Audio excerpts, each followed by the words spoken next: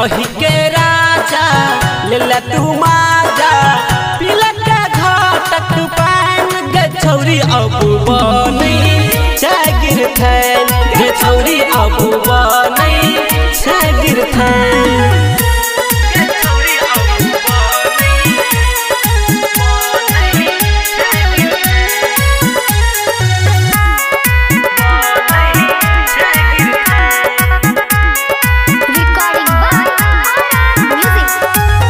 बराबर खेला खेलने तू सब पोखर में हेलने तू बराबर खेला खेलने तू सब पोखर में हेलने तू।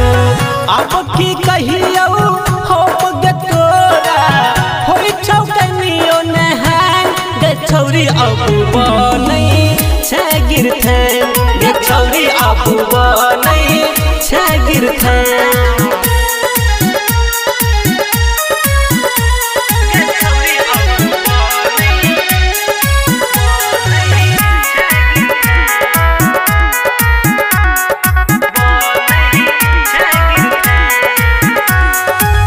अपरंपार छो महिमा तोहर अंकित उजाला से लगब मोहर।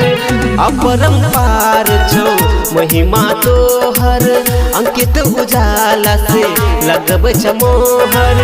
राइटर रामेश राजा संग कहना छो छान गे छौरी अब बनै छगिर थैन गे छौरी अब बनै छगिर थैन।